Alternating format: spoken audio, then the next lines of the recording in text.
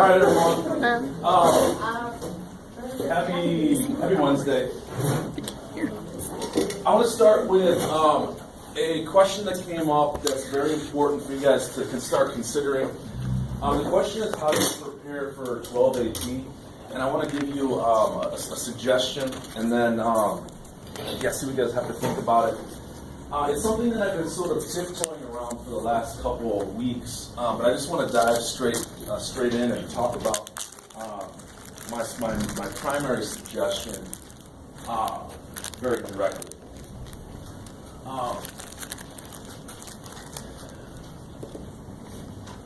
There's something that's always in the air in an English classroom, and it's never quite discussed. It's the influence of the New Testament primarily over all the texts that you see, all the movies that you watch. This is something you guys probably know already. How many times have you been watching a movie and seen some sort of reference, or read a poem and saw some sort of connection to the Bible? And really, when it comes to suggesting how you can improve your ability to analyze texts or films or poems, there's just nothing better that you can do in the Western Hemisphere.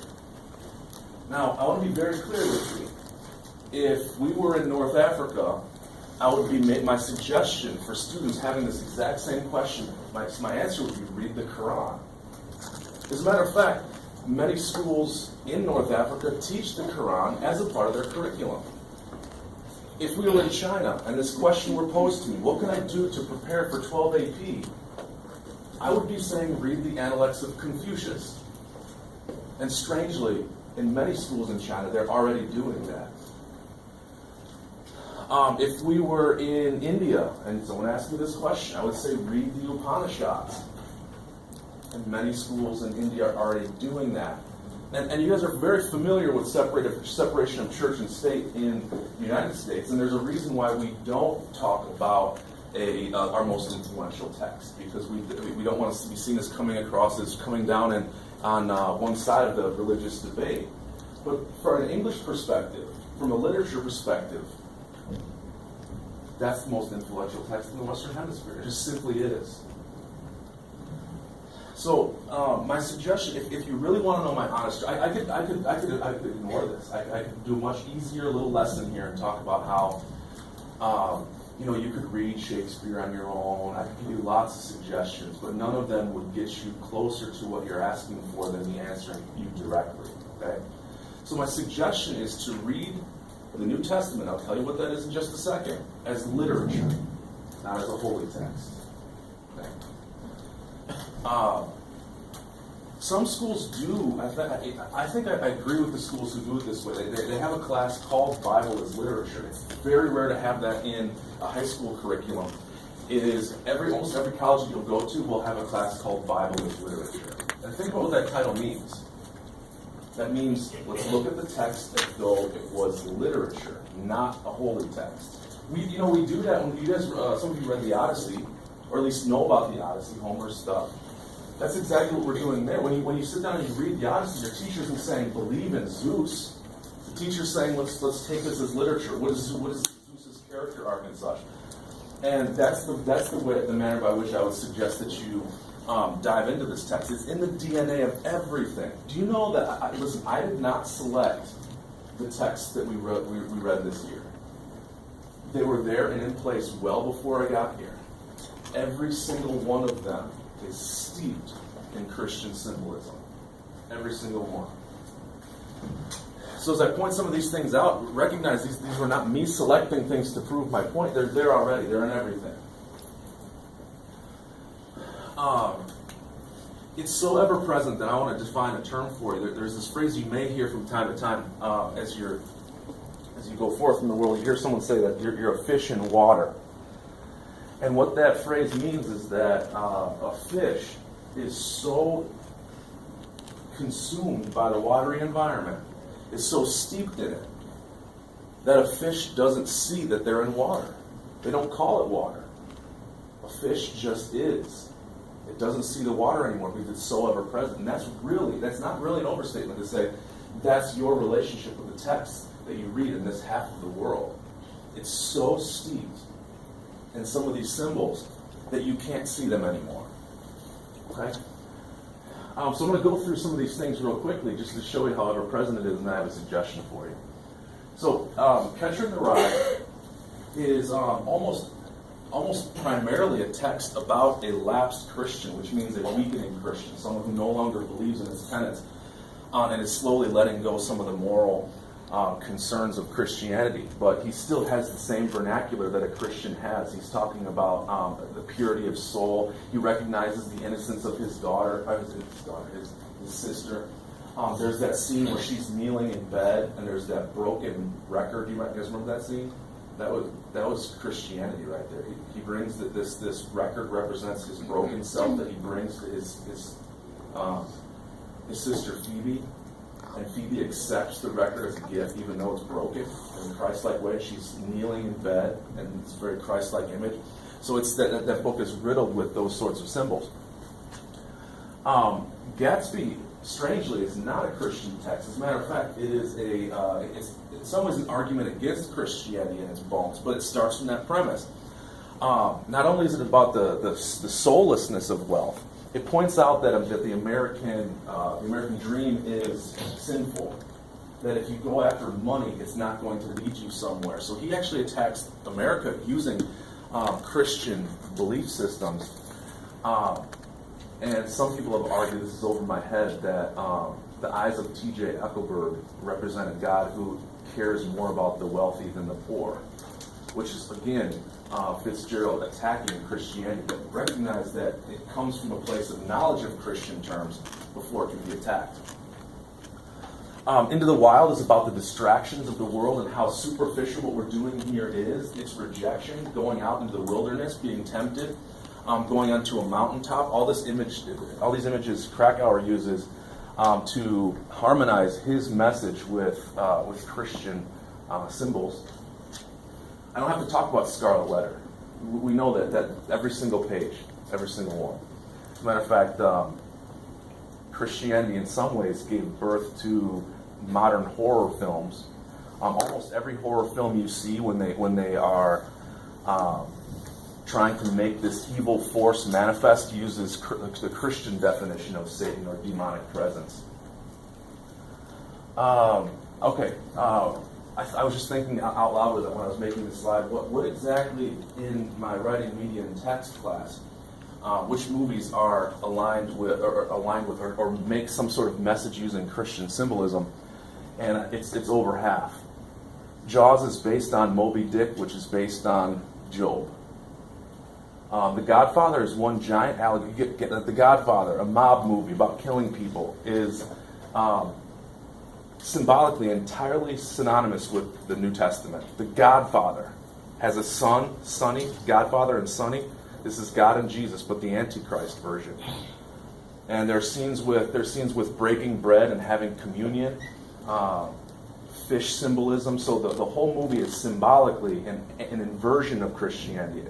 It's made to look like an Antichrist version, the satanic version of the Trinity, with miracles being performed. In Rear Window, the deepest scene in Rear Window by Hitchcock is a communion scene, where he rejects the perfect woman in his room and prefers to look out at the imperfect people in his courtyard, and he has communion with a woman named Miss Lonely Hearts. This is a communion scene, very steeped in the tradition of the New Testament. The Truman Show, have you guys seen The Truman Show before? Symbolically, maybe you guys caught this because you're already ahead of the game here. What that movie is one giant symbolic reference to the New Testament. You have Christoph, who's the god of the dome and controls everything in there. There's a Garden of Eden in there. Truman becomes Christ. At the end of the movie, he literally walks across water and walks up steps, symbolically ascending to heaven. Okay? It's the whole movie, symbolically synonymous. Dead Poets Society is symbolically the God of the Old Testament versus the God of the New Testament. Old Testament God would be the main character's father. The main character is a Christ-like figure, and before he dies, he has his arms outstretched, and he has a wicker crown on his head, symbolically interlaced. Come and See is a Russian film. Other side of the planet, guys. That's Eastern Hemisphere, and the title Come and See comes from a translation directly from Revelation. come and see is a quote from it. In order to prepare for this slide, I emailed the AP teachers. I told them, I know Adventures of Huckleberry Finn is deeply steeped in New Testament symbols. Hamlet is too. Beowulf is too. Can you let me know any ones that I'm missing that are steeped in this tradition? And none of them told me any titles because they all basically said something like this: oh, there are too many to tell you right now. We do like tons of poems, tons of articles, all of them. We have an illusion. Ms. Kern said, we have an illusion unit where we talk about all of the different illusions that text makes to others, and she said, I can't really list them off right now. So they literally said, that's sort of silly to give you a list right now, it would take too long. So I hope I proved the point that this book is going, let's see if I can, I'm going to make something up. This is all a lie right now. I think it's possible that your analysis of texts, movies, poems, everything would be 5% deeper for the rest of your life. I think that might be a conservative estimate. I'm not telling you that it's going to revolutionize what you see, but imagine it 5% deeper in every text that you read in the Western Hemisphere. I don't think that's unreasonable to state, but that's so unprovable, it's laughable. All right, one more thing just to talk about the fish in water. Do you guys remember freshman year in 8th grade when you guys had this chart of rising action, climax, and falling action? No. That's a story with a beginning, middle, and end. This is very shocking. You're not going to believe me. Check me on this, okay? That structure was invented in 1176 by Chrétien de Troyes, a Christian who realized that the old way of making stories would not allow him to show how someone's soul could transform from beginning to end. How someone's soul could be in one state at the beginning of a work and be different at the end. That was an invention in 1176 because a Christian wanted to show the transformation of the soul. Wait, I thought that all stories had a beginning, middle, and end, had a climax and resolution. No. Before 1176, they would create a character and they would just throw stuff at him. You're going to read Beowulf next year. That's before 1176, and you're going to know immediately what I'm talking about. Let's create a character. Let's throw a dragon at him. Let's throw a civil war. Let's throw this errant knight at them. That was the old way. It was like a large hadron collider. Really, it was very complicated. But you take something, you just smash things at them to see what happens. Very complex, but not complex enough, according to Chrétien de Troyes. So this idea that you have a beginning, you show who they are at the beginning, you throw something at them, and then you make sure to describe how they've changed afterwards. That is so part of our culture that every freshman in the entire nation studies that. That was an invention from the Christian tradition. So it's in even the backbone of every story. If you were to have a story right now, I would say, just clear your desk. Give me a short story. All of you would take the Chrétien de Troyes beginning, middle, and end. That's fish in water. We don't see it anymore. Okay. If this intrigues you at all, the New Testament is the last quarter of the Bible. The Bible is enormous. It's huge. It's almost untackable. It really is. The last quarter is called the New Testament. It starts in Matthew and it goes through to Revelation. It's the size of maybe a medium-length novel. That would be my suggestion, unofficially. If you want to level up your understanding of the text that you'll be reading. And just to be sure, I hope I've clarified that this is not me talking about the superiority of Christianity. That would be illegal, okay? But let me take it to a different metaphor. If you wanted to join a club and everyone was playing Monopoly at a very high level, I don't know what that would look like, but if everyone was playing Monopoly and you really wanted to get in that room, you'd have to learn Monopoly and become good enough at it that you could sort of work with them. So Monopoly isn't a superior thing. It's just talking about that because the culture is steeped in Monopoly, you have to learn Monopoly in order to really play. That's sort of the era in which you've been born in. You've been born in the West here. And so people are playing a form of Monopoly. That says nothing about whether or not Christianity is true or false. And lastly, if you find Christianity offensive, I still think that you should read it. I find a way of thinking called nihilism offensive. Nihilism is the belief that there's no meaning, that there's no morality. It's just what people decide. It's what's good for you is good for you. There's no truth. So if someone could kill someone, and hey, maybe that was their version of morality, right? The idea that there's no morality and you can just choose whatever you want to, I find that offensive because I see too many times it lead to chaos and anarchy in a culture. I find it offensive. But I've read about nihilism extensively. I didn't feel comfortable making a statement like I find nihilism. I wouldn't feel comfortable saying nihilism is offensive to me unless I read their stuff extensively. So even if you find Christianity offensive, I still would think that you might want to read it because of the phrase "know thine enemy," right? Know what it is that you're up against. So I'll close with this. Read it to love it. Read it to know your enemy. Read it to laugh at it. But I do think that you should grapple with that, and that's my suggestion. Once again, unofficially. Any questions, comments, thoughts, confusions, regrets? Regrets. Okay.